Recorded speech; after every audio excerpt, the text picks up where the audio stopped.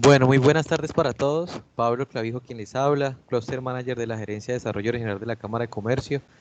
El día de hoy, en nuestra cita puntual, en una nueva semana, pues aquí reunidos nuevamente, la Cámara de Comercio de Cúcuta, junto a la mesa del sector de la salud, ha creado este espacio puntualmente para hablar sobre el tratamiento o el cáncer de pulmón, una visión interdisciplinaria en nuestra región, en nuestro departamento Norte de Santander, donde se tratarán o trataremos temas como la situación de este cáncer, sus tratamientos, sus de pronto estadísticas, esas estrategias que se tienen en la región, entre otros temas importantes, que consideraciones que son consideraciones que sin duda debemos socializar y hacer ver o resaltar en nuestra región, y aún más importante siendo esta la semana en la que se le celebra la lucha contra este cáncer, ¿sí?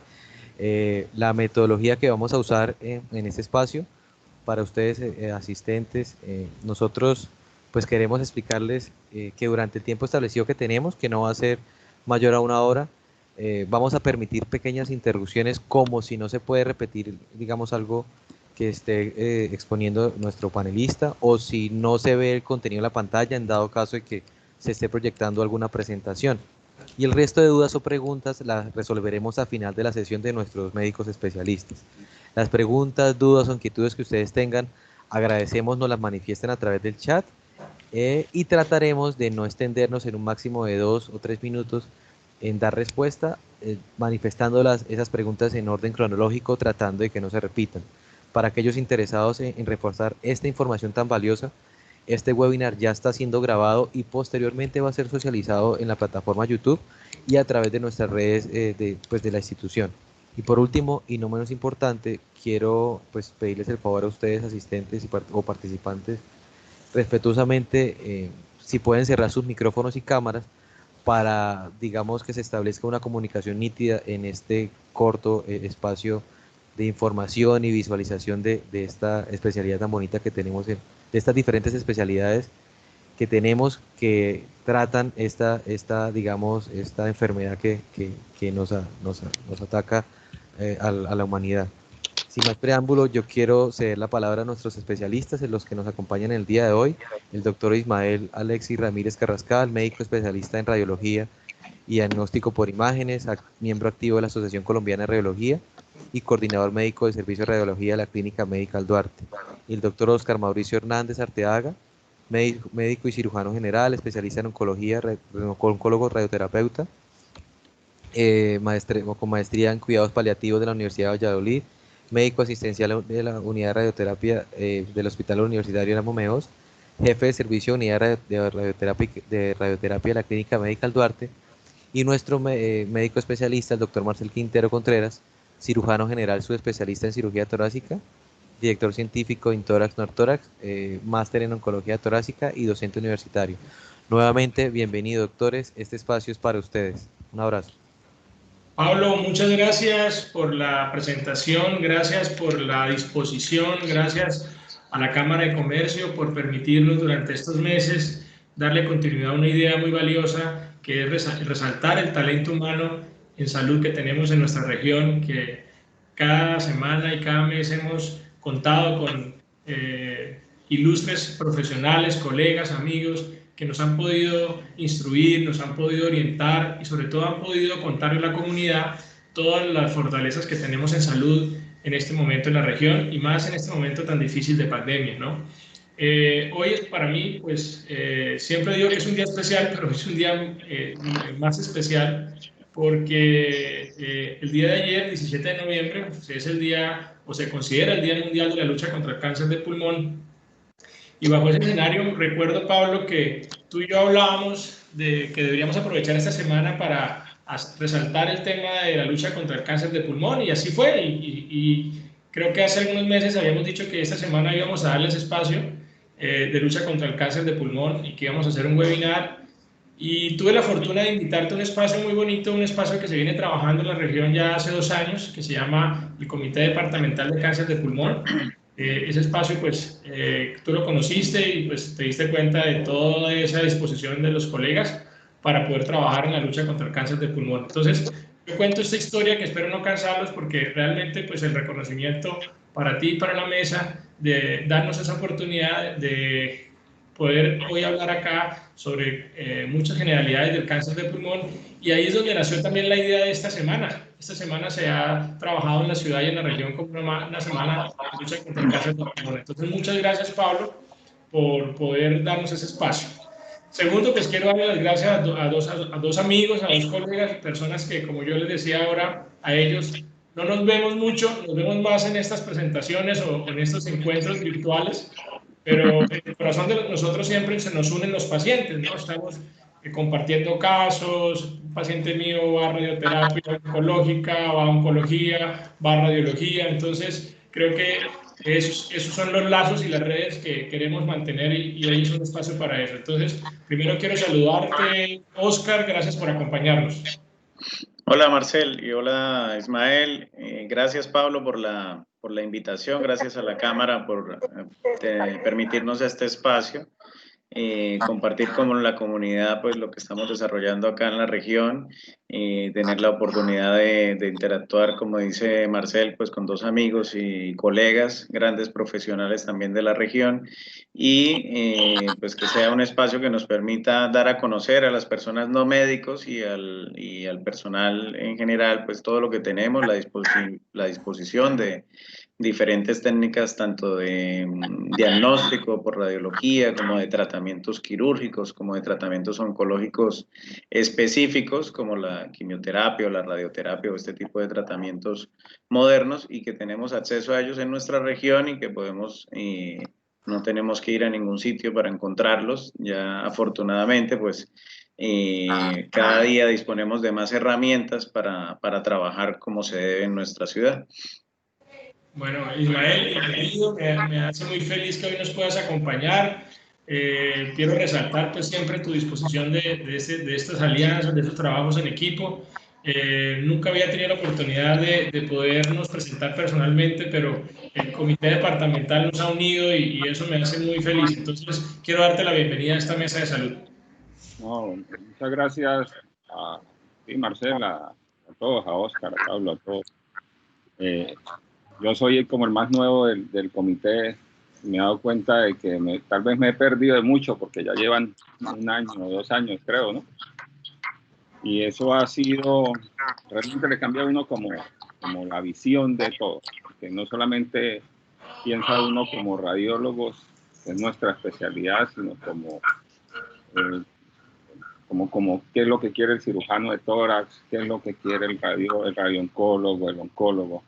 Entonces, pues es realmente algo que no solamente nos ayuda a nosotros, sino que ayuda a la demás gente. Bien, Nelly, gracias. Ya hoy, pues, después de ver todas las cosas que hemos hablado en los comités, pues me interesé en participar en esta charla del día de hoy, que, como les dije, no solamente lo complementan a uno, sino que nos complementan a todos.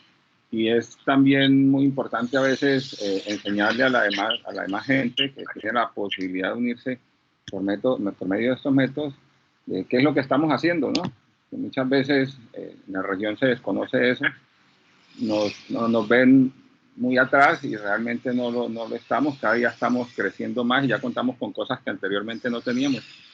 Pues esta es una oportunidad de difundir de pronto las oportunidades en cuanto a los temas de salud que la gente tiene y cuenta acá en la región, en el departamento.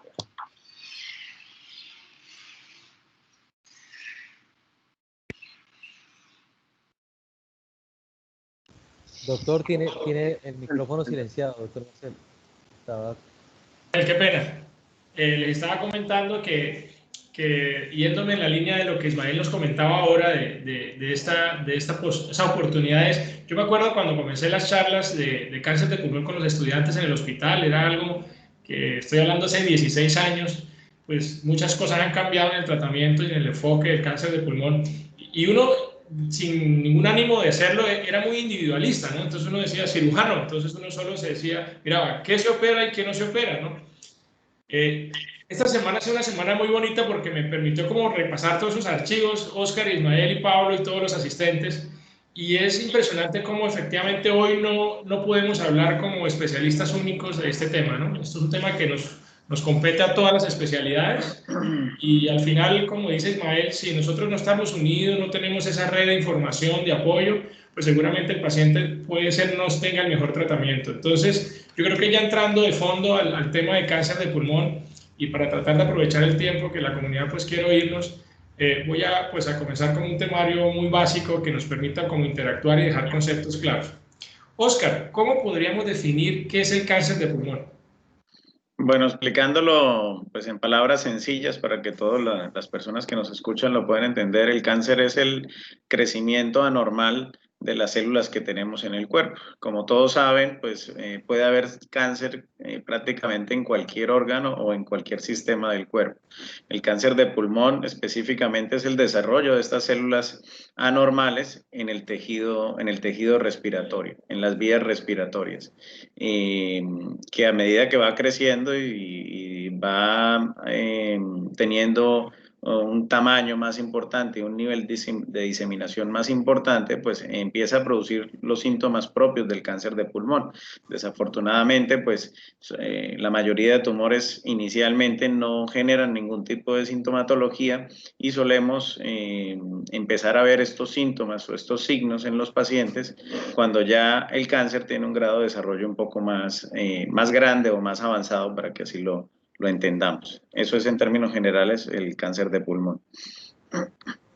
Exacto, o sea, igual hablando de ese escenario me parece importante, Oscar, que pues nosotros hoy estamos enfrentados a un tema que es pulmón, pero en general al final nos debe unir todos los cánceres y tú como radioterapeuta oncólogo creo que tienes pues muchos campos de acción y eso es importante que la comunidad lo entienda, ¿no?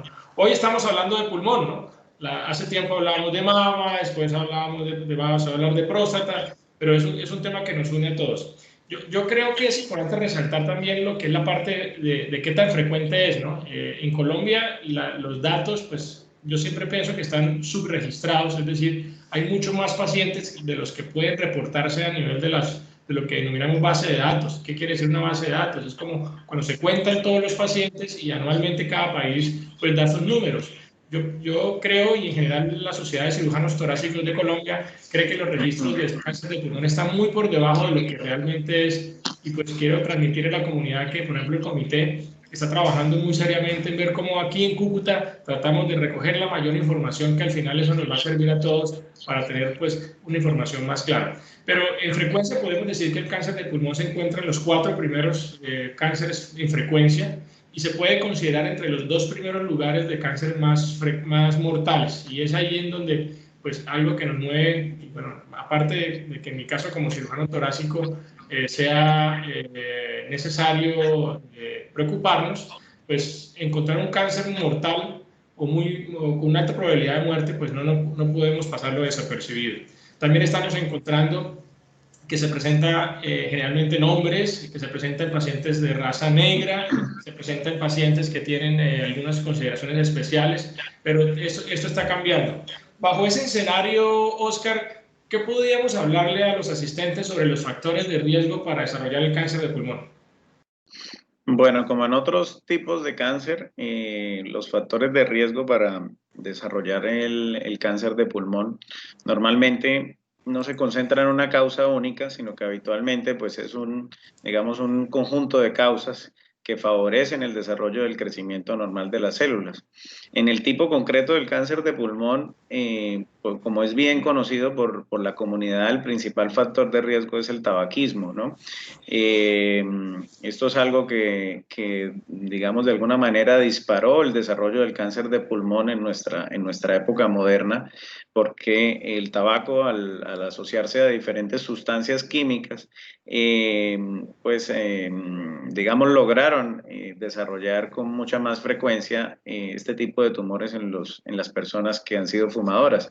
Pero no es el único factor de riesgo. Quizá es el más importante, por supuesto, pero no es el único factor de riesgo. Hay personas que pueden tener exposiciones a químicos, muy conocido como el caso del asbesto, que actualmente pues en la legislación en muchos países se ha prohibido porque es un factor de riesgo muy importante para este tipo de tumores pulmonares como el mesotelioma o el cáncer de pulmón propiamente dicho. También están los fumadores pasivos o los familiares de los pacientes fumadores. Hay otro tipo de químicos como el arsénico. En mi caso particular, que realizo tratamientos con radiaciones ionizantes, las radiaciones ionizantes también han visto una relación con el desarrollo de cáncer de pulmón, sobre todo cuando la administramos a personas muy jóvenes, cosa que a veces, pues, por supuesto, hay que hacer en pacientes con linfomas, en mujeres con cánceres de mama que son muy jóvenes, y esto hace que con los años, digamos, haya un factor de riesgo que se suma y que puede favorecer el desarrollo de un cáncer secundario, un cáncer de pulmón. Hay otros factores también muy frecuentes, como son, por ejemplo, la enfermedad pulmonar obstructiva crónica, el EPOC, a veces desarrollado por el mismo tabaquismo, pero otras veces también se ven pacientes con asma o en nuestra región, en personas que han sido, que tienen que cocinar con leña. El EPOC también es un factor de riesgo, la fibrosis pulmonar, para el desarrollo del cáncer de pulmón. También hay una enfermedad muy frecuente que cada día también ha ido en aumento, como es el VIH, el SIDA, que es una enfermedad que afecta al sistema inmunológico y que favorece algunos tipos de tumores, entre esos, pues el cáncer de pulmón. Digamos que es una suma de factores. También hay factores genéticos, por supuesto, y hay cosas que desconocemos a la fecha, por supuesto, y que no sabemos, realmente a veces no se conoce la causa y en muchos casos pues no hay una causa específica, ¿no? Entonces, yo creo que la idea de esto debe ser, primero, tratar de evitar lo que podemos evitar, luchar con la comunidad para tratar de prevenir, como primera instancia, por ejemplo, el tabaquismo, el consumo de alcohol, la obesidad, el sobrepeso, es decir, cosas que podemos prevenir y que ayudan a evitar el desarrollo de muchos tumores, ¿no? Sí, Oscar, imagínate, bajo ese escenario hay dos condiciones muy frecuentes en Colombia y en el departamento, y una es la tuberculosis como enfermedad infecciosa y otro es los pacientes que tienen enfermedad pulmonar obstructiva crónica. Y en esos pacientes, como tú muy bien nos hablabas ahora, de todo ese proceso inflamatorio que pueden generar los contaminantes, que pueden generar las radiaciones ionizantes, también se han asociado a un factor predisponente para desarrollar un cáncer. Y al final es eso, ¿no? Es que podemos tener los factores de riesgo, pero si el cuerpo no tiene esa predisposición, o yo siempre lo digo como el que va, bueno, no quiere decir que esté insinuando que somos jugadores, pero es como ir a un casino y mover la palanca y que se junten todas esas manzanitas al tiempo para desarrollar el cáncer. Yo creo que siempre ha sido como una forma, como yo explico al paciente por qué le tocó a él y por qué a otro no le tocó, ¿no? Sobre todo, por ejemplo, también vemos que hay personas que ya están apareciendo con cáncer y nunca fumaron y nunca tuvieron exposiciones a factores de riesgo. Entonces, a veces uno no puede ser tan cortante diciendo que porque el fumó le va a dar, pero sí hay que dejar claro lo que tú dices, que esos son como aspectos que suman, ¿no? Y si uno suma aspectos, pues seguramente la probabilidad aumenta cada vez más. Por supuesto. Hablando un poquito de los signos y síntomas, creo que tú también nos contaste, Oscar, al principio, que los signos y síntomas del paciente con cáncer de pulmón, desafortunadamente cuando se presentan, ya la enfermedad no está tal vez en una etapa avanzada o no está comenzando, y eso es lo que nos preocupa. Y eso es lo que de una u otra forma nos tiene aquí reunidos, y es ver cómo concientizamos un poquito a la comunidad de la severidad. ¿Qué síntomas podría tener un cáncer de pulmón? Resulta que los síntomas de cáncer de pulmón siempre se podrían confundir con otras enfermedades. Entonces el paciente puede tener tos, pero la tos la puede tener una infección, la puede tener una tuberculosis, la puede tener una alergia, puede tener dificultad para respirar, también lo puede hacer un paciente cardíaco, lo puede hacer un paciente con líquido en los pulmones, muchas razones. Puede tener dolor torácico, que se puede de pronto confundir con un golpe, con un que dormí mal, ¿cierto? Y a veces se pueden presentar situaciones como que escupa con sangre o flemas con pintas de sangre, pero vuelvo y repito, todo esto no es que sean signos específicos del cáncer de pulmón, sino son de muchas enfermedades respiratorias y generalmente cuando están, pues ya a uno le preocupa que la enfermedad esté caminando mucho más allá de lo que quisiéramos. Entonces, pues quisiera como comentar esos síntomas que terminan siendo de alarma, pero al final lo que nos preocupa dentro de esto es poder hacer el diagnóstico. Y ahí viene la gran pregunta, ¿cómo hacemos el diagnóstico de cáncer pulmonar? Ismael, yo creo que este es un espacio donde necesitamos que tú nos cuentes un poco cómo dejamos la comunidad el mensaje de hacer ese diagnóstico? ¿Qué nos puedes hablar del diagnóstico en cáncer de pulmón? Bueno, hoy en día afortunadamente en cuanto al tema de imágenes y de radiología, pues hay muchas alternativas, ¿no? Obviamente nosotros los radiólogos, pues todos los pacientes que recibimos pues nos llegan enfocados ya mediante un médico general, porque pues ahorita cuando vamos a hablar más adelante del tamizaje, yo no quiero dejar la idea como que ahora todos tienen que irse a hacer una radiografía, un TAC de tórax, no. La idea es que nosotros recibimos a los pacientes dirigidos por un médico general, por un especialista, en este caso neumólogo, cualquier médico que nos lo remita, y inicialmente lo que primero se hace, o vemos en este caso, es una radiografía de tórax, ¿no? Es como el estudio más básico. El estudio más básico, el de mayor acceso para toda la población. Obviamente, la idea sería, yo sé que hay muchos médicos, muchos estudiantes de medicina, pues que todos los estudios, en el caso de una radiografía de tórax, viéndolo como un estudio tan sencillo, pues tenga una indicación y sea dirigido, porque eso facilita la interpretación y pues hace que en este caso se tenga más detalle de qué es lo que el médico que nos lo remite quiere buscar, ¿ya? Después pues hay otro estudio que todos conocen también, que es la tomografía. Hoy en día en la región, pues afortunadamente ya acceder a un TAC es más fácil. Menos de, yo creo que 5 años, hay ¿cuántos? Como unos 7, 8 TAC ya en Cúcuta. Más o menos, sí, señor. Bueno, sí. Teníamos 2, creo, 2 nada más, que era el de la San José y no sé si era la Santana y el Hospital 3. Entonces, la tomografía es un estudio que para el caso del cáncer pulmonar, pues tiene una alta sensibilidad, ¿ya? Vuelvo y repito, obviamente si uno tiene un paciente con toda la comorbilidad esa que nos hablaba Oscar, pues los diagnósticos pues, van a ser más enfocados y más precisos en cuanto a la interpretación de las imágenes por TAC. No sé si ahora hablamos del tamizaje o lo dejamos para más adelante. Yo creo que hablemos porque me parece que Ismael es un tema muy valioso, porque yo no sé, y me ha sucedido que con este tema de la semana de cáncer, todo el mundo dice, bueno, sí, el cáncer, pero al final me preguntan, bueno, ¿y qué es lo que yo me tengo que hacer? ¿Sí? Como por ejemplo, si tú hablas de cáncer gástrico, pues ya en los protocolos de salud pública, y eso hay que enseñar a la comunidad, salud pública quiere decir que eso por ley ya está establecido y se deben hacer las pruebas sí o sí después de determinadas condiciones. Eso es lo que se llama tamizaje. Pero tú me gustó una palabra que Ismael, que se llama examen dirigido.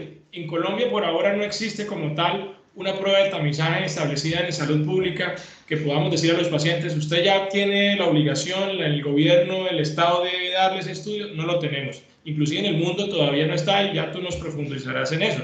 Pero el examen dirigido mínimo que uno podría considerar en un paciente sintomático respiratorio es una placa de tórax. Yo creo que ese es el mensaje que no sé si les ha pasado a ustedes y a ti como radiólogo, me imagino que muchos, si me consultan a mí, es que cuando uno sale de cirugía encuentra 30 mensajes en el WhatsApp y esos 30 mensajes, la mitad son pacientes y amigos mandándoles fotos de placas a uno a ver cómo le parece, doctor. Ahora con el tema de la pandemia, pues todo el mundo anda angustiado y yo siempre les digo, miren, las placas solamente hacen parte de una valoración integral de un médico. No podemos tratar placas si no tratamos pacientes. Entonces, quisiera que me hablaras un poquito más, porque para mí es muy importante. Cuando tengo un paciente sintomático y le sospecho un cáncer de pulmón, le hacemos la placa de tórax, como muy bien estamos hablando, y haya una sospecha de cáncer, entonces ahí pasamos a la tomografía, ¿no? Y la tomografía para mí es fundamental, porque nos da una visión no solamente del pulmón, sino de todos esos órganos que están alrededor del pulmón, que nos pueden tener ya como una información que nos va a decir si el paciente puede estar comenzando, está en la mitad o está avanzado. ¿Qué más podríamos hablar un poco de la tomografía, Ismael? Y hay otros estudios que la gente le pregunta a uno, doctor, ¿y por qué no más una resonancia? Y de pronto me pregunta, doctor, y he escuchado un examen que se llama PET-scan, ¿eso para qué sirve? ¿Qué podríamos hablar de eso, Isma? Bueno, las resonancias en tórax para evaluar parénquima, pues no aportan mucho, la verdad. y no tienen indicación, no sea, hay ya resonadores de 3 Tesla y nunca no se aplican al tórax, pues en el caso del pulmón, ¿no? Porque sí se pueden usar para otras patologías del tórax, como si son cardíacas, si son musculares, pero en el caso del parénquima pulmonar, la resonancia no nos ayuda, ¿ya? Hoy en día las tomografías se ha venido desde su creación, se ha venido perfeccionando. Ya, por ejemplo, cuando hablamos de tamizajes, en el 2013 yo estuve buscando, cuando tú me preguntaste, y hay un grupo de trabajo de servicios preventivos en Estados Unidos. Ellos se reunieron y sacaron una lista de los pacientes a los cuales se le podía hacer tomografía de baja dosis de tórax, ¿ya? Son especialmente 3 grupos, no sé si yo los comparto porque pues ese no es mi tema, pero te los voy a denunciar. Son aquellas personas con antecedente de tabaquismo excesivo, ¿ya? Eso está explicado en la parte médica en paquetes años, que ya después tú, pues no sé si lo vamos a tocar aquí. Los que fuman ahora o son actuales fumadores o han abandonado el hábito de fumar en los últimos 15 años, y los que tienen entre 55 y 80 años de edad, ¿ya? Eso es lo que yo te digo que el grupo de pronto estableció, que es como a las personas a las cuales se les podría hacer un TAC de baja dosis como tamizaje, ¿ya? ¿Qué son los TAC de baja dosis? Pues una tomografía de tórax normal, sin contraste, en los cuales, por medio de una serie de aplicaciones del tomógrafo, pues lo que se hace es disminuir la dosis, porque como lo estaba diciendo Hernando, si yo me hago 20 tomografías en el año, pues muy probablemente, si es un hombre o una mujer, voy a tener por la exposición a la radiación, un tumor más adelante, ¿sí? Y pues esa no es la idea. Entonces, ¿qué han hecho? Bajar los protocolos, ajustar los protocolos y hacer que lo que nosotros llamamos el KB y el MA se reduzca tanto que una tomografía pueda ser inocua, por decirlo así. Aunque hay que tener algo muy claro, y es que la radiación se acumula, ¿no? Uno no la elimina, pues, sino que las dosis de radiación se van sumando. Entonces, las tomografías de baja dosis, pues hoy en día es lo que se utilizaría como tamizaje para este grupo de pacientes. Desafortunadamente acá en Colombia no se hace. Los TAC se hacen de baja dosis en controles después de tratamientos por ciertas patologías. Pero bueno, eso es lo que podríamos hablar de tamizaje en cuanto a cáncer de pulmón, pues. Ismael, pero también he notado mucho que los grupos y ustedes que hacen parte de todos, hacemos parte de las sociedades más importantes científicas del país, pues ya es una de las preocupaciones. Yo creería, y como para contarle a la comunidad, que pues este tema que increíblemente en el mundo no está ya estándar, sino que apenas están logrando en algunos países establecer estos tamizajes, por decir así, estas pruebas obligatorias. Por ejemplo, en Estados Unidos no todos los estados tienen como tal aprobado este tamizaje, ¿no? Por ejemplo, para que la comunidad entienda que esto está en un proceso, pero yo sí aspiro y creo que a todos nos va a caer muy bien que con todos los soportes médicos y científicos en un futuro se tenga esa prueba que le permita al paciente un diagnóstico temprano, que es lo que a todos nos preocupa. Isma, háblame un poquito entonces ya. Tenemos, por ejemplo, la sospecha clínica, le hacemos la placa, hacemos la tomografía, encontramos que hay una lesión en el pulmón, entonces ya viene la posibilidad de hacer un diagnóstico que llamamos biopsia. Entonces las biopsias se pueden hacer de muchas formas. Es importante también para la comunidad entienda que siempre que hablamos de biopsia no podemos decir que sea simplemente un procedimiento menospreciable, ¿no? Es un procedimiento invasivo. Lo que pasa es que ese procedimiento invasivo tendría como 2 escenarios. Uno, que es el escenario que maneja el radiólogo, que llamamos radiología intervencionista, en donde el radiólogo puede entrar y hacer una toma de una muestra. Y un segundo escenario, que es el que haríamos nosotros los cirujanos. ¿Qué nos puedes aportar de esa posibilidad diagnóstica de radiología, Ismael? Hoy en día la radiología intervencionista, pues también afortunadamente ya la contamos con radiólogo intervencionista en la región, pues es una oportunidad más para el paciente, ¿ya? Lo que permite es hacer diagnósticos muchas veces muy tempranos, ¿sí? Por medio de métodos no invasivos, ¿ya? se puede hacer, por ejemplo, tenemos biopsias dirigidas por TAC, ¿ya? Para lesiones pulmonares en las cuales el clínico y nosotros los radiólogos en el momento de interpretar una imagen creemos o sospechamos de que es un cáncer de pulmón. Entonces la biopsia nos da, dirigida por TAC, la posibilidad primero de utilizar un método no tan invasivo y segundo de tener un diagnóstico que igualmente podría decirlo que tiene la misma sensibilidad que el cirujano de tórax, una biopsia abierta, ¿ya? Eso es lo que ha hecho y ha dejado que la cirugía sea en el momento que tiene que ser, que es cuando ya ustedes tienen que hablar del tratamiento definitivo, ¿ya? Entonces, eso es. ¿Para qué sirve también la radiología intervencionista? Pues nos ayuda a tomar biopsias de líquido en el caso del tórax por un PA, que de pronto un paciente con un derrame que es muy recurrente, que no solamente se drena una vez y vuelve a aparecer, o que se drena una vez y hay que hacer estudios citopatológicos. Pues eso nos ayuda no solamente por TAC, también por ecografía. O sea, todos esos son dos métodos que la radiología realmente ha aportado para el diagnóstico. No solamente un diagnóstico preventivo, sino un diagnóstico ya histopatológico. De acuerdo, yo creo que tú has tocado un tema muy importante para nosotros los cirujanos, Ismael, y es que nosotros como cirujanos, nuestro gran reto es cuándo no operamos al paciente, cuándo no debemos hacer una cirugía innecesaria, cuándo no debemos hacer una cirugía que si tenemos otras alternativas que al paciente le ayuden, pues eso es lo ideal.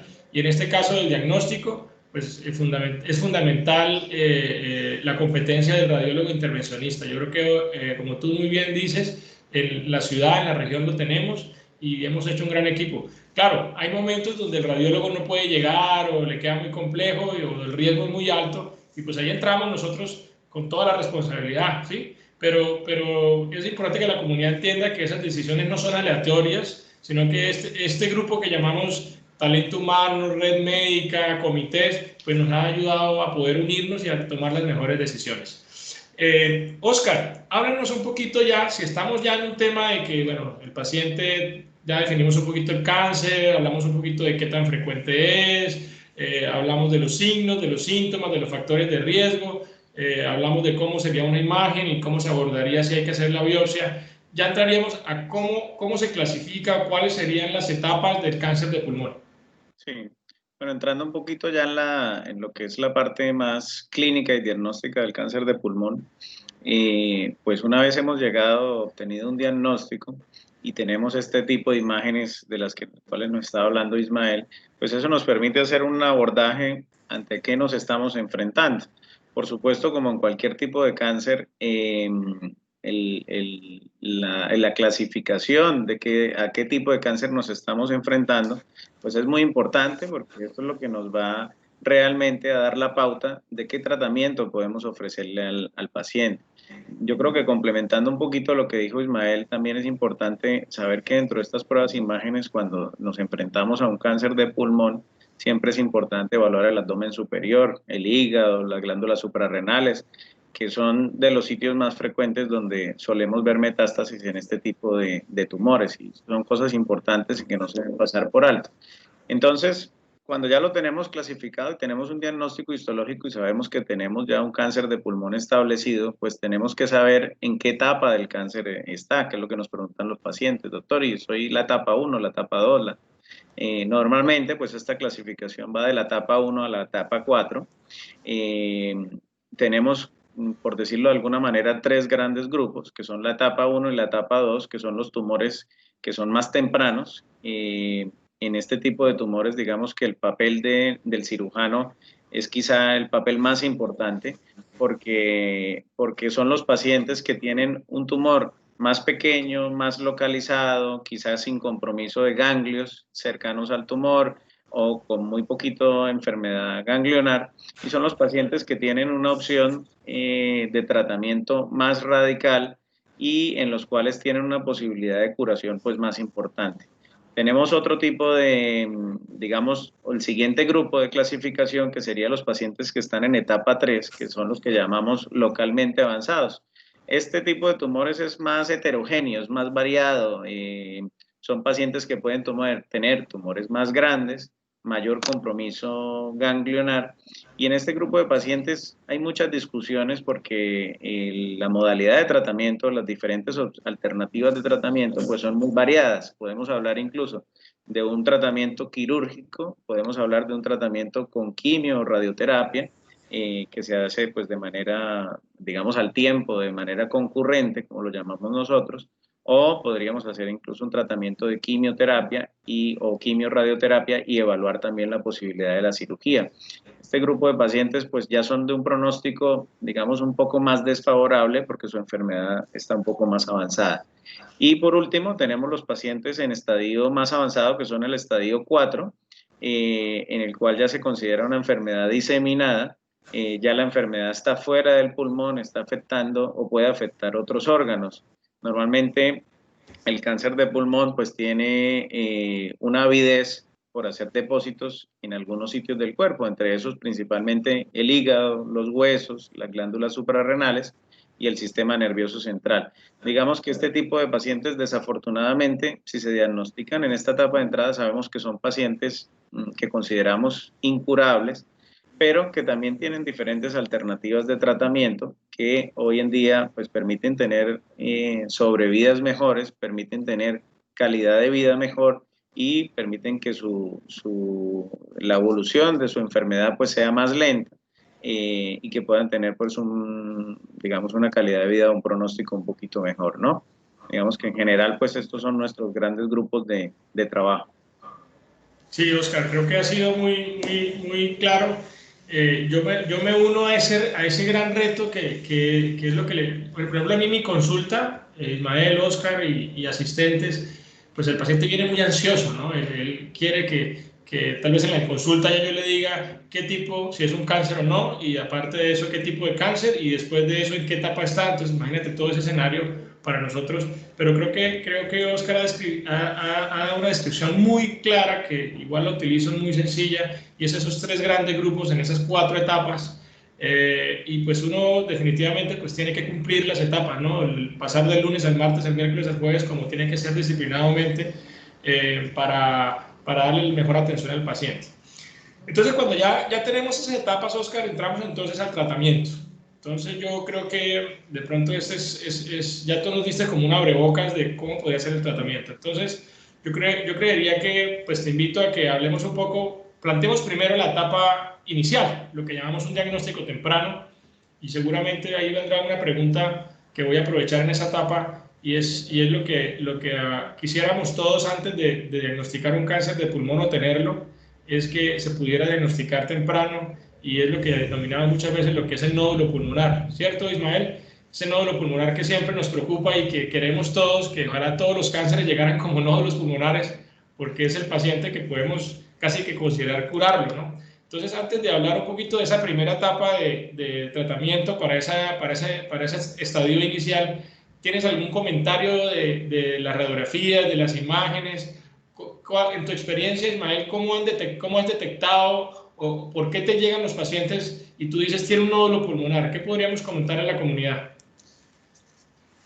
Mira, los nódulos pulmonares, o el nódulo pulmonar solitario, es un hallazgo común en rayos X, ¿ya? Como te digo, cuando uno ve un nódulo pulmonar en un paciente que tiene, por ejemplo, además cambios de POC en la radiografía, que es lo que uno está viendo en el momento, porque uno no ve que está expuesto a todas esas cosas que dijo Hernán, pues muchas veces solamente tenemos la placa. Hoy en día, pues, esto que decíamos nos sirve porque yo ya puedo, por ejemplo, en el grupo escribir, oiga, mire, tengo este paciente de quien, Marcel, es tuyo, vino por esto, tú lo conoces, Oscar, todo el tema.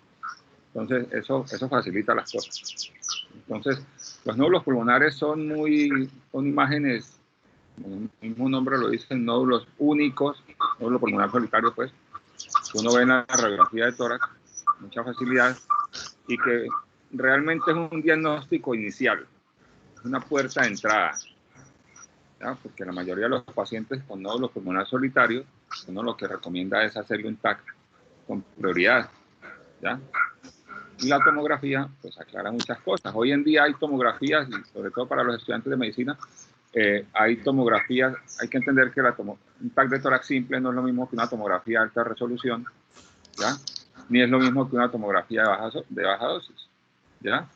Entonces, es como la puerta de entrada a lo que puede ser un cáncer de pulmón, y que más adelante pues, nos va a permitir que en ese estadio, pues, ustedes puedan hacer un resto de tratamiento y al paciente le vaya mejor.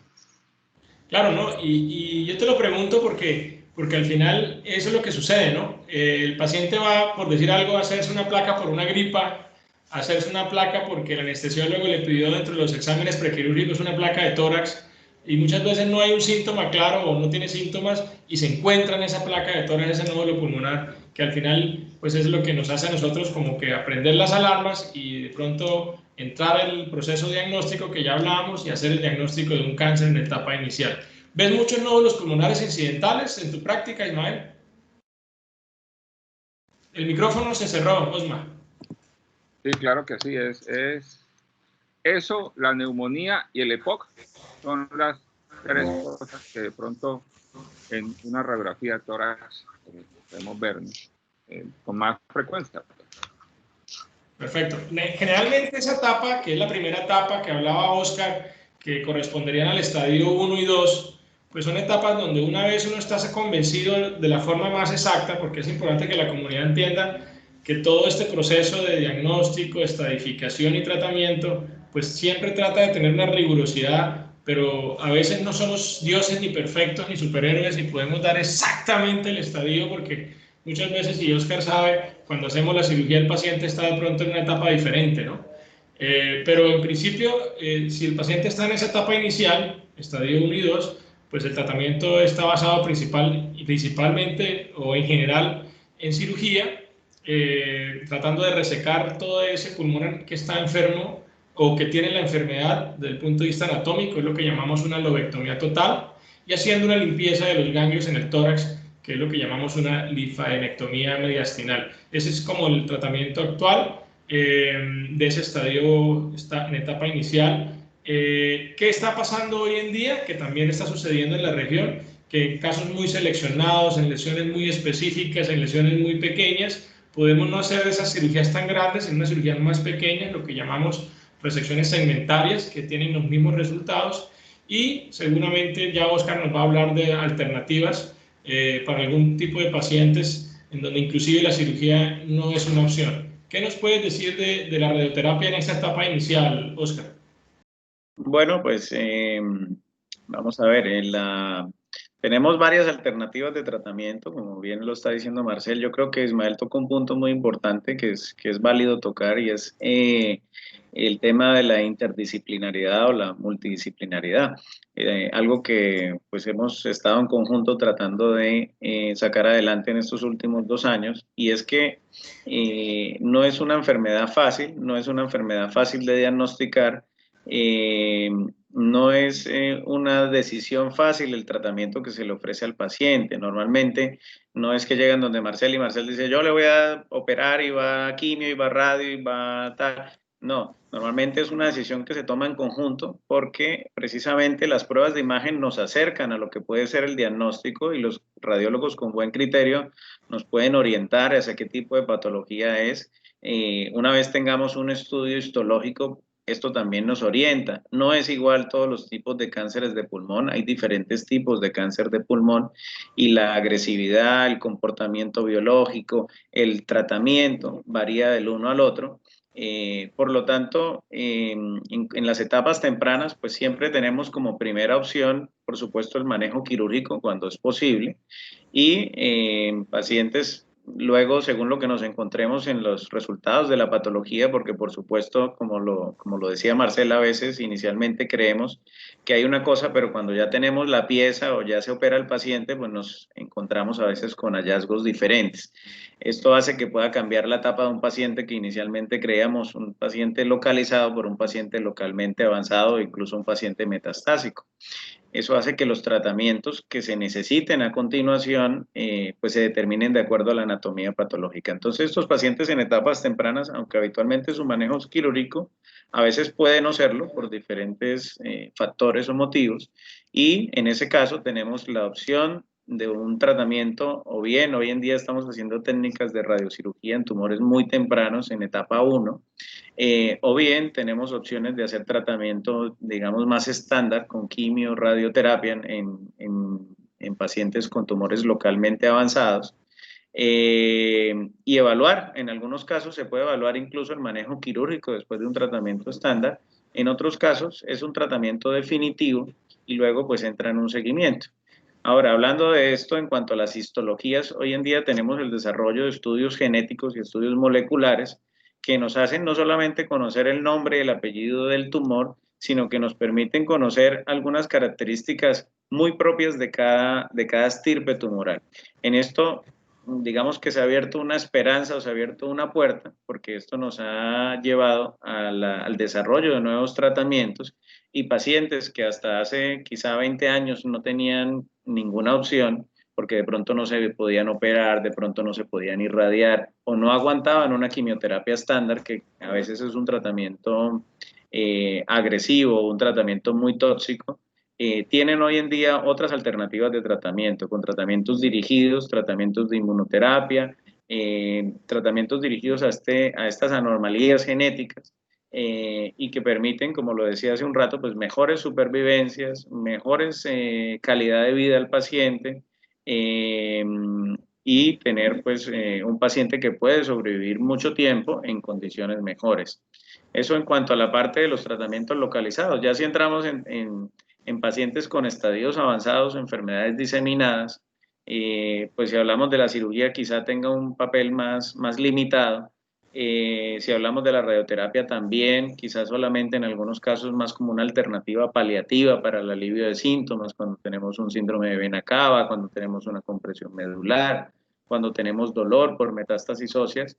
Y en ese escenario, pues es más importante el tratamiento sistémico, digamos, es el tratamiento principal, con medicamentos de quimioterapia o con medicamentos de inmunoterapia que a veces se utilizan de manera pues exclusiva para el manejo de estos pacientes. Y como lo digo, pues pueden ser pacientes que de entrada sabemos que no se van a curar, que desafortunadamente hasta el día de hoy la mayoría de pacientes con cáncer de pulmón siguen llegando en etapas avanzadas. Quisiéramos que fueran pacientes con tumores más tempranos, donde pudiéramos curar más pacientes y tener menor mortalidad. Pero bueno, tenemos para este grupo de pacientes, no tenemos, aunque no tengamos una curación, tenemos diferentes alternativas y tenemos hoy muchas herramientas para trabajar. Si hace 20 años un paciente quizá era desestimado de entrada y le decían, usted ya no tiene más opciones de tratamiento y tiene que irse a su casa, hoy en día sí le podemos ofrecer muchas alternativas y estos pacientes muchas veces están en tratamiento casi que hasta el final de su vida con una sobrevida y una calidad de vida mejor. Claro, Oscar, yo creo que tú avanzaste como con la lógica, entonces yo creo que quisiera como nuevamente, cuando tenemos estadios iniciales, podríamos operar o hacer terapias con radioterapia buscando posiblemente curación, ¿cierto? Es Cuando correcto. tenemos estadios localmente avanzados, que serían como la etapa de la mitad, que es lo que llamamos el estadio 3, estadio inicial, 1 y 2, que es la que ya hablamos, estadio que es localmente avanzado, que es el estadio 3, prácticamente la cirugía no es la primera opción y es donde el radioterapeuta y el oncólogo pues tienen su liderazgo y ese paciente puede regresar a ese estadio 1 y 2 y poderse considerar operándose o puede continuar en esos tratamientos que también terminan siendo lo que tú dices que es el tercer grupo, que es el paciente ya con enfermedad metastásica, diseminada, pero ¿qué está pasando? Y no sé, creo que ustedes lo ven, y es que ese paciente llega y usted lo ve y con los nuevos tratamientos que contaba Oscar de inmunoterapia y de terapias dirigidas, lo ve uno a los 6 meses y lo ve uno al año y el paciente está ahí con calidad de vida y eso no se veía hace 10 años, eso no se veía hace 5 años, pues no, yo lo recuerdo, inclusive, y de pronto voy a preguntarle a Ismael un poco, esos tumores metastásicos revierten, no porque se curen, sino porque la enfermedad logra retraerse, ¿sí? Y eso pues se refleja en la calidad y en la duración de vida del paciente. Entonces, pues es importante que la comunidad sepa que eso existe y eso se está haciendo en Cúcuta, ¿sí? ¿Qué experiencia tienes tú, Ismael, con respecto a esos estudios? ¿Has podido de pronto, yo sé que el sistema no nos deja mucho darle continuidad a los pacientes, pero sí has podido evaluar de pronto respuestas en estas etapas avanzadas de la quimioterapia. Es lo que nosotros a veces hablamos médicamente de los protocolos de RECIST, que son como unos escenarios informativos mucho más para radiólogos que para nosotros, pero pues nosotros tenemos que aprender también para entender, y es cómo se mide ese tumor que estaba muy grande y después de pronto el tratamiento se reduce. ¿Qué nos puedes aportar de eso, Ismael? Mira, hoy en día, gracias a la eficacia de los tratamientos de inmunoterapia y todo lo que ustedes, los oncólogos, hacen, por medio de los métodos de imagen, nosotros tenemos la oportunidad de seguir la respuesta al tratamiento que cada paciente se le está haciendo. Hay unos criterios, sí, para que los conozcas, que son los criterios RECIST. Yo creo que hace poco lo hablábamos allá en la clínica con Oscar, ¿no? Veíamos como un casito, algo de eso, ¿no? Hay incluso, y a mí se me ha olvidado comentarles eso, Marcel, en el grupo, y es que ya tú buscas en internet, y ya en internet hay un programa que te ayuda a coger esta medida que te dio, a tomar la medida que te dio el tumor de base, y tomas la medida que te dio el tumor después del tratamiento, lo metes ahí, y él te dice, ha disminuido un 30%. ¿Ya? Entonces hablamos de respuesta parcial, de todo lo que nos permite medir de acuerdo a al qué tanto ha disminuido el tumor. De ahí la importancia de que el estudio sea, nosotros en la clínica lo estamos haciendo, yo con mis colegas le he dicho, sobre todo los que ven los pacientes ambulatorios, tratemos de tener la historia, porque los oncólogos lo hacen, ellos son muy juiciosos. Uno ve que la historia de oncología es una letrica así, pero dice todo. Dice todo, la hora en que el paciente, el tumor llegó en el tórax media tanto, ganglios de tanto, otra metástasis en la suprarrenal de tanto. Entonces uno puede hacer, en base a esas mediciones, pues evaluar el grado de respuesta que el paciente ha tenido durante el tratamiento. Y eso es muy importante porque evita que se pierda tiempo, sobre todo. ¿Ya? Claro, y sobre todo, ya como para volverlo un poquito más de motivación a los asistentes y a las familias de pronto de las personas que tienen cáncer de pulmón, es ver que eso está ocurriendo, o sea, que sí vemos que los tumores regresen, que sí vemos que se hagan controles parciales, y eso lo estamos viendo aquí en la región. Entonces, pues me parece importante tocar el tema que para nosotros es muy técnico, ¿no? Hablar de un protocolo RECIST 1.0, 2.0, bueno, en fin. Pero mira, yo digo algo, no es difícil porque yo le puse un ejemplo a Oscar. Lo que pasa es que tenemos que hablar de ese tema en cuanto a la ayuda de utilizar la tecnología para eso también, porque no es difícil, no nos demoramos. Y él nos dio los porcentajes, les puso el título y todo, y eso me parece que hay que hacerlo. Sí, ya no es funcional. Esto implica un poco más de tiempo para el radiólogo, eso desde luego, pero es una información muy valiosa. Y algo que hay que transmitir, pues yo creo también a las personas es que muchas veces llegan la gente a veces con sus papás, sus familiares mayores y dicen, no, doctor, primero no le diga el diagnóstico, ¿no? Eso es algo muy común, ¿no? Porque se va a morir de la depresión. Y segundo, no le vaya a mandar nada porque ya mi papá tiene 75 años y no, ya hay que dejarlo quieto, no le vaya a mandar nada. Y resulta que tenemos pacientes de 80 años recibiendo inmunoterapia, pacientes que yo conozco y he podido seguir en la consulta, que tienen, lo que hablamos, 6 meses, un año, el paciente no sabe qué tiene, dice voy allí a la clínica que me pongan una...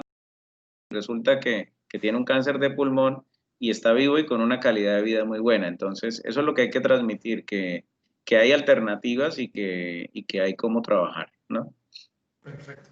Bueno, yo creo que ya esa parte pues podríamos profundizarla, pero creo que el mensaje quedó muy claro, muy sencillo, y me parece que yo no sé si yo soy demasiado romántico, digo yo, porque creo que una enfermedad tan grave, saber uno que hay opciones de mejorar calidad de vida y mejorar su vida para su familia, para sus hijos, para sus nietos. Creo que esto es algo fantástico y no podemos dejarlo de contar a la comunidad.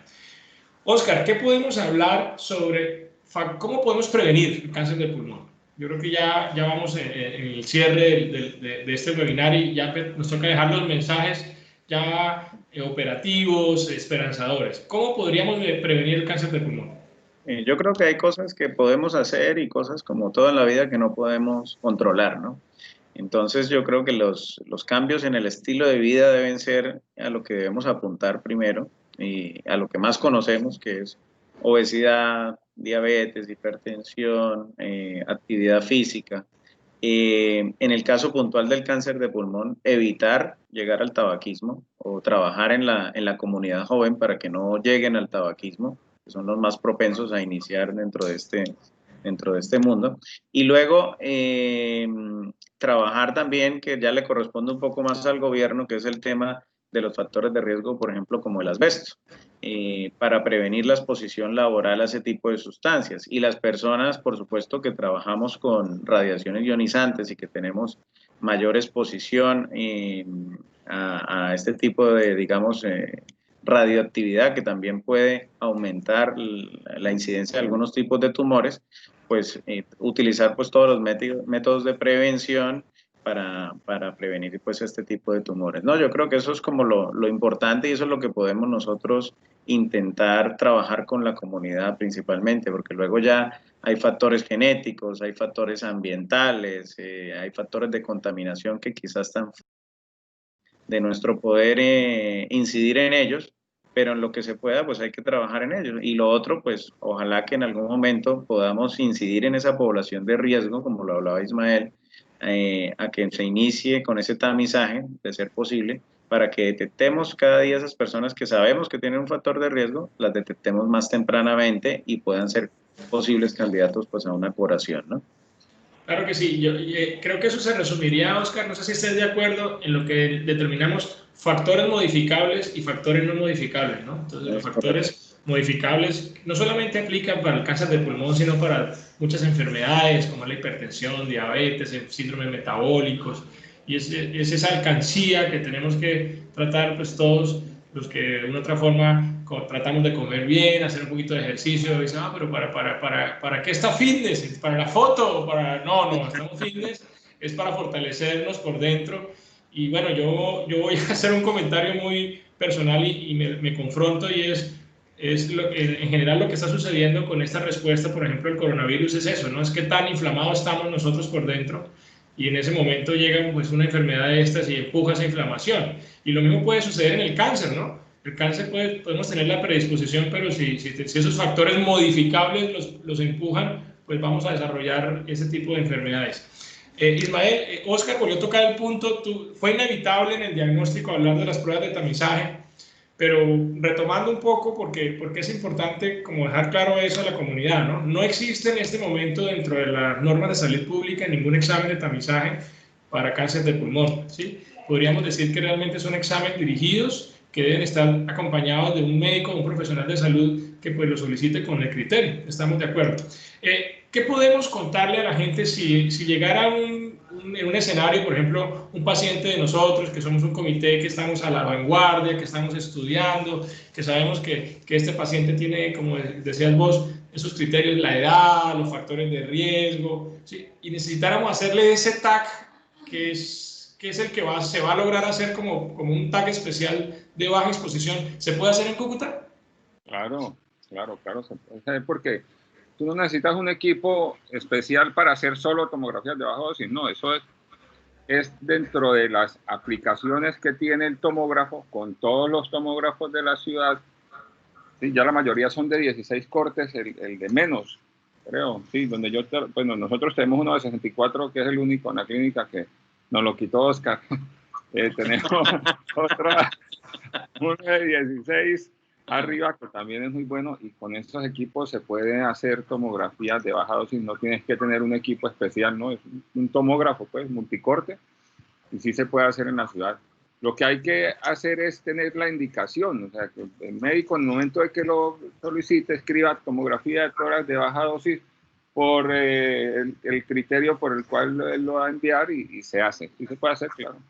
Claro, y sería, yo creo que hay una cosa que yo a veces, no sé si les pasa a ustedes, y uno se confronta porque uno entra en lo que nos enseñaron en medicina y en nuestras especialidades a ser muy ortodoxo, ¿no? Pero nos enfrentamos a un sistema donde el sistema por alguna razón genera algunas barreras de muchos tipos para que no se pueda hacer lo que científicamente se debería hacer. No sé si les pasa, yo me confronto mucho, pero siempre he tratado como quedarme del lado más del paciente y de la ciencia más allá del sistema. Yo pues asumo esta posición con sus consecuencias, ¿no?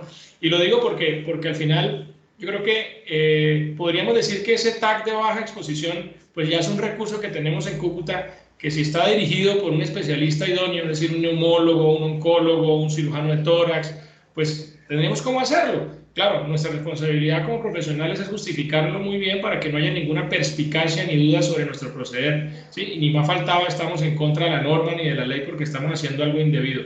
Pero es importante que la comunidad sepa ese compromiso que tenemos nosotros como profesionales, tanto tú como radiólogo que tienes cómo hacerlo, que tienes el conocimiento, y pues nosotros los que inicialmente, como tú dices, abordamos al paciente, pues si lo necesita, pues lo debemos hacer. Entonces eso creo que es un punto a favor para todos. Seguramente si hacemos esta reunión en 5 años, yo espero que el escenario sea diferente para que ya exista como tal esa prueba para todos los colombianos. Bueno, yo voy a hacer la última pregunta del panel de este webinar y ya entraríamos al tema de cuestionar, de preguntas del público. Yo quisiera preguntarles, esto ya es como más filosófico, en primer lugar Oscar y luego Ismael, ¿ustedes piensan que se puede sobrevivir al cáncer de pulmón? Oscar. Bueno, yo creo que tenemos hoy en día muchas herramientas. El mensaje debe ser esperanzador. Tenemos el desarrollo tecnológico y el desarrollo médico viene acompañado de opciones, pienso yo. A veces, como yo le digo a los pacientes, esto hay que vivir el día a día, por supuesto, y siempre el día de hoy será el mejor, ¿no? Y hay que tratar de, bueno, concientizar primero a la gente en que hay que cuidarse, porque no siempre vamos a estar jóvenes, no siempre vamos a estar sanos. Y lo segundo, que tenemos muchas herramientas para ayudar, tenemos herramientas afortunadamente para curar, y tenemos muchas herramientas también para paliar. Entonces, el mensaje debe ser que sí se puede sobrevivir y se puede sobrevivir con calidad de vida y se puede curar también. Entonces, eso es lo que cada día todos nosotros estamos trabajando por eso. Vivimos en formación continua y trabajamos pues para eso y para todos nuestros pacientes, por supuesto. Bueno, Ismael. Bueno, yo lo que dijo Oscar, pero agregaría algo además, y es que es muy importante en cuanto para la sobrevivencia del paciente, porque sí se puede sobrevivir, que se haga un manejo en equipo, ¿ya? Que desde el comienzo el manejo sea interdisciplinario, porque si no queda el paciente como pescando aquí con este, y después con este, y después con este, y termina él detrás de nosotros, y nosotros, pudiendo nosotros por medio de un grupo, pudiendo arroparlo, pues. Tú tienes casos muy chéveres que hablamos en el comité, donde se ve la importancia de que todos opinemos, la importancia de que todos ayudemos a tomar decisiones, porque no todos lo sabemos todos, pues cada uno aporta su granito de arena y ahí se va armando como un rompecabezas y casi siempre esos jugadores. Entonces también se puede sobrevivir, obviamente, todo está claro, pero hay que poner también del lado de la salud, o sea, nosotros al paciente, ¿ya? Para que ayudar a mejorar todo, no solamente en cuanto a su tratamiento, de cura o no, sino en cuanto a la calidad de vida que pues, va a tener en el momento y a futuro. No, imagínate, tú has tocado un punto para mí muy importante, se llama el contexto. Cuando uno no tiene esta red de manejo interdisciplinario, uno como profesional solo, muchas veces uno ve un contexto, ve una arista, ve un punto de vista que inclusive puede malinterpretar a los colegas. Me ha pasado, ¿no? Cuando hemos podido tener este espacio ahora en el comité y ya estamos todos, entonces no sé si se han dado cuenta, es que yo había interpretado esto y todo, y al final el paciente termina pues muy fortalecido porque nos pone a todos de acuerdo, se aclaran los malos entendidos a veces médicos, que pues a veces históricamente ese individualismo que ha caracterizado no solamente la medicina, sino todas las áreas, es, pero ¿por qué no le hizo esto? ¿Por qué no le hizo aquello? Cuando al contrario es, vamos a ver qué podemos hacer para trabajar en equipo. Yo me uno a eso, Ismael, y gracias por esa disposición, porque hay que seguirlo resaltando. Y ¿saben qué? Y me parece muy importante porque la mesa de salud que lidera y nuestro manager Pablo ha estado muy incisivo. Lo que pasa es que nosotros como médicos pues no estamos muy metidos en el tema político ni administrativo, pero él nos está abriendo un espacio porque la mesa ha ganado un espacio para tratar de estar en esas reuniones donde, digo yo, no los poderosos, pero sí los entes gubernamentales, los entes comerciales, las clínicas, que están tal vez tomando las directrices para el tratamiento de muchas enfermedades. En el caso de cáncer de pulmón, pues tenemos ya un espacio para que nos escuchen y ellos entiendan que cómo va a salir más caro un paciente que no se diagnostica tempranamente, sino un paciente que está en enfermedad avanzada. O sea, eso no tiene sentido. Pero muchas veces, si nosotros no nos tomamos el trabajo de participar allí, pues eso nunca lo van a poder entender, y es importante que la comunidad en este espacio pues entienda que tenemos esa disposición. Bueno, Pablo, quería preguntarte si tenemos alguna pregunta de los asistentes. Doctor Marcel, pues viendo el chat, nos pregunta la señora Jenny Estela Zapata, nos hace nos expresa la siguiente inquietud, muchachos, es el cáncer de pulmón puede ser más agresivo en un paciente que nunca ha fumado o pasivo que en un fumador activo. Así tal cual nos expresa la pregunta, muchachos. No sé con qué Bueno, empezamos para dar respuesta. Creo que esa pregunta va más dirigida a Oscar. Cuéntanos, Oscar, ¿qué piensas? yo creo que más que si es más agresivo o menos agresivo, si es fumador o no, va primero en el contexto del estadio de la enfermedad, por supuesto, porque si es o no más agresivo, si es un estadio 4 al diagnóstico, pues casi que nos da igual, digamos. Y lo segundo es el tipo histológico de la enfermedad. Entonces, y esa expresión de esas alteraciones genéticas que pudieran tener un tratamiento. Entonces, lo más importante no es quizás si sea más o menos agresivo, lo más importante es un diagnóstico temprano y la subclasificación de ese tumor, saber el nombre, los apellidos y además de esto, qué alteraciones genéticas puedan haber que podamos nosotros incidir con un tratamiento directo o un tratamiento quirúrgico. Eso es como lo ideal en este tema. Yo quisiera como complementarte, o sea, que exista un estudio donde, como la asistente nos pregunta que por fumar o no fumar la severidad del cáncer sea más o no, pues no es algo que tengamos claro nosotros en nuestro ambiente. Yo creo que para mí el reto más grande es que el no fumador o el fumador pasivo de pronto tiene la percepción que no le va a dar o que no puede tener la enfermedad. Entonces, volvemos a lo que hablábamos en un principio, esos factores de riesgo pues podrían, por decir así, enmascarar la probabilidad y confiar al paciente. Entonces, pues lo más importante sería pues siempre también tener claro que la enfermedad está latente en no fumadores. Yo creo que sería también un mensaje que podríamos anexarle a esa pregunta de ella. O sea, el no fumador o fumador pasivo no es que tenga menos o más fuerte el cáncer, sino que lo puede desarrollar, claro, en una probabilidad mucho mejor. Yo tengo aquí mis estudiantes, Oscar y Ismael, me hacen también preguntas en el chat interno. Entonces, esta primera pregunta va para Ismael. ¿Qué nos pueden hablar de PET-scan y cáncer de pulmón? No sé qué tanto nos puedas apoyar ahí, Ismael. Bueno, primero, el PET-scan desafortunadamente todavía no lo tenemos acá en la región.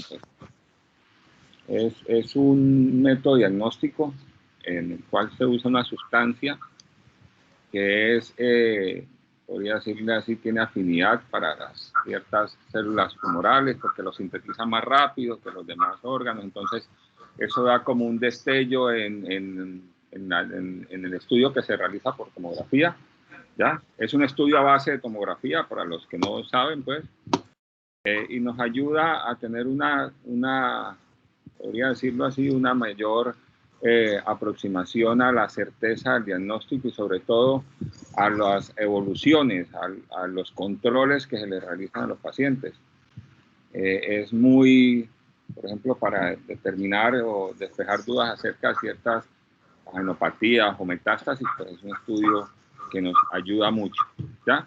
Es una ayuda diagnóstica, sobre todo en los pacientes, se utiliza mucho en los pacientes, lo hace Oscar, los pacientes en los cuales están ya en tratamiento, ¿ya? Sea cual sea el tratamiento, si se le hizo cirugía o si es un tratamiento con quimio, nos ayuda mucho a tener una aproximación de cómo va ese tratamiento que le está dando al paciente.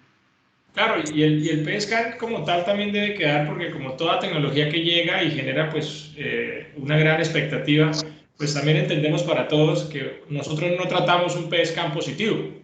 Si un PSCAN positivo de no requiere pues un abordaje de un especialista o un grupo interdisciplinario, y creo que muchos de los pacientes que estamos a veces discutiendo en el comité se les hace su PED, entonces lo llevamos al comité para tomar las decisiones. Y muchas veces esas positividades requieren confirmación y es la prueba patológica definitiva. Y no a todos los pacientes hay que hacerles PET scan. ¿Recuerdas que hablábamos del tamaño de los nódulos pulmonares y todo ese tema? O sea, eso es algo que... por supuesto. Sí, perfecto. No, y mira qué bonito, al final estamos todos alineados en esa posición que es clara a nivel médica, y la comunidad debe también entender que así no está en Cúcuta, pero sí lo tenemos en la región. Cuando lo pedimos, pues se hace, y sí nos termina ayudando mucho cuando el paciente lo necesita. Oscar, pregunta de mis estudiantes. Yo creo que esta pregunta sí es porque estuvieron en la clase mía de cáncer de pulmón. Yo les hablaba a ellos de que muchas veces algunos pacientes en etapa inicial, o sea, en la etapa que se pueden operar y se pueden curar con cirugía, se les hace una técnica en radioterapia que es el SBRT. Correcto. Y que los resultados de esos pacientes pueden ser también apuntando a la curación, que pues está trabajando, y hay inclusive muchas publicaciones médicas que comparan la cirugía con el SBRT, y lo que se está viendo es que casi los resultados pueden ser hasta mejores porque el paciente no se opera. ¿Qué nos puedes hablar de eso, Oscar, y si eso se está haciendo en Cúcuta? Bueno, pues la SBRT es un tipo de radioterapia, ¿vale? La radiocirugía la clasificamos como en dos grandes grupos, que es la radiocirugía craneal y la radiocirugía extracraneal, que por sus siglas en inglés es SBRT.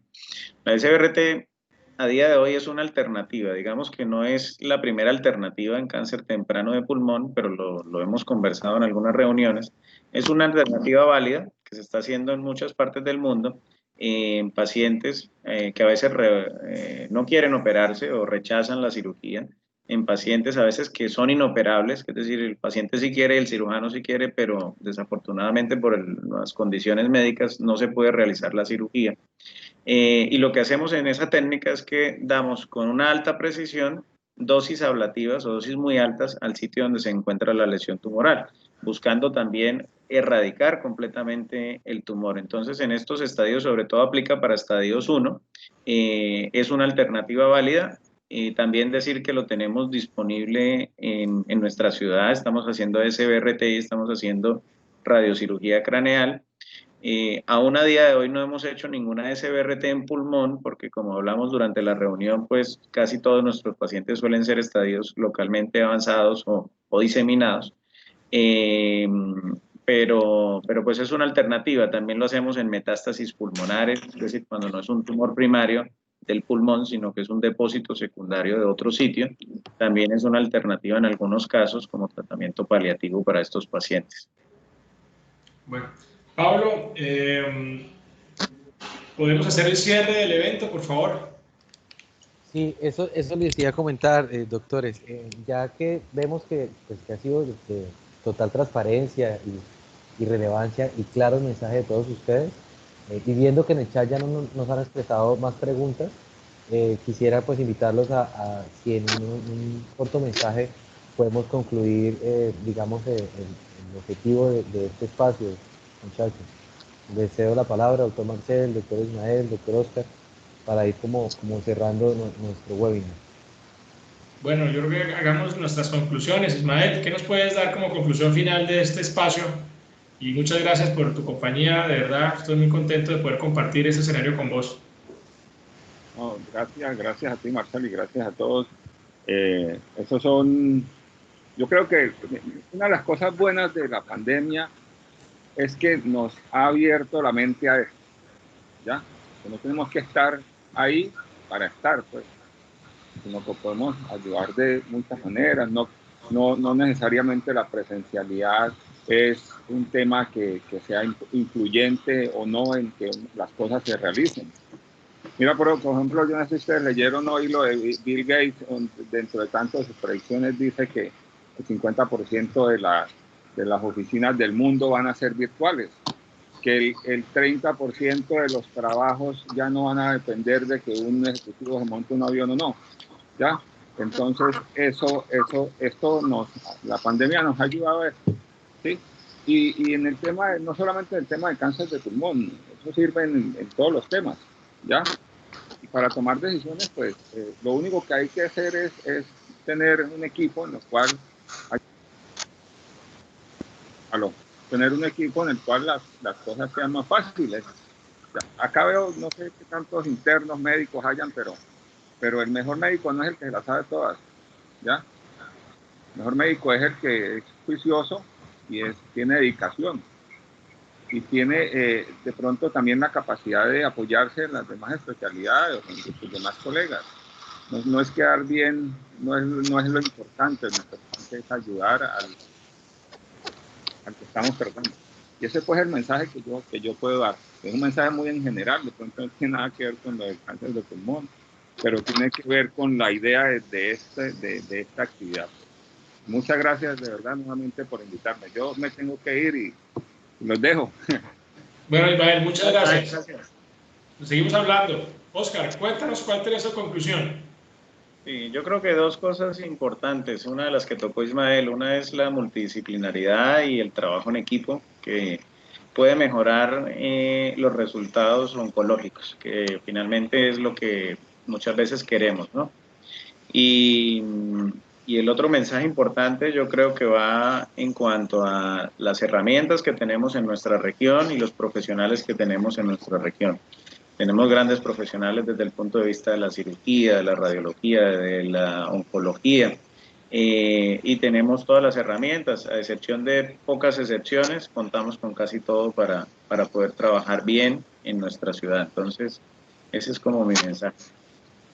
Bueno, yo quiero darle como un mensaje que ha sido como la motivación muy grande de estar aquí y darle las gracias a la Cámara y darle las gracias a mis colegas y haber generado esta semana de cáncer de pulmón, porque de verdad me parece que fuera ayer. Yo he reunido en el comité el mes pasado con Oscar y invitamos a Pablo, estábamos hablando del tema de cáncer y de los estudios en medicina. Y se dijo, bueno, apoyamos la campaña de cáncer de pulmón. Sí, y se vino esto y ver que los medios de comunicación, las instituciones gubernamentales, los hospitales, las instituciones médicas y las universidades hayan vinculado, pues me hace emocionar mucho como parte de un equipo, vuelvo y repito. Y ahí resaltar esto, no sé si logran ver, este lazo es un lazo color blanco perla y es el que refleja la lucha contra el cáncer de pulmón. Y creo que esta semana y este espacio fue para eso, como para seguir trabajando en lo que ya hablamos. Trabajo en diagnóstico temprano, trabajo en prevención, trabajo en visualización. Y yo creo que hay un mensaje muy bonito que compartió Oscar Ismael y es esperanza. Tenemos esperanza en que vamos a seguir. El paciente tiene que tener esperanza porque hay cosas para hacer. Y bueno, gracias por este espacio, Pablo. Muy amable. No, a ustedes, doctores, a ustedes como institución, para nosotros es un placer contar con la presencia y el conocimiento de todos ustedes y saber que hay mucho por mostrar, por visualizar y también por fortalecer. Y el trabajo, digamos, una de tantas cuestiones que podemos trabajar de nuestra institución es esa. Recordarles a todos ustedes que nosotros como institución continuaremos siendo de esta manera estratégica, ese articulador, enfocado siempre a fortalecerlos para, como región, cada día ser más competitivos. Nuevamente, muchas gracias a todos, apreciados asistentes, les agradezco por su tiempo y el interés de valorar este tiempo de nuestros especialistas. Y bueno, hasta una próxima ocasión. Feliz tarde y seguiremos en la semana promocionando y publicando, digamos, temas digamos, propagandas acerca del cáncer de pulmón y la prevención de este cáncer comunitario. Muchas gracias a todos nuevamente, les deseo una feliz tarde. Gracias, Pablo. Gracias, Pablo. Hasta luego, Oscar, y gracias a todos. Feliz tarde.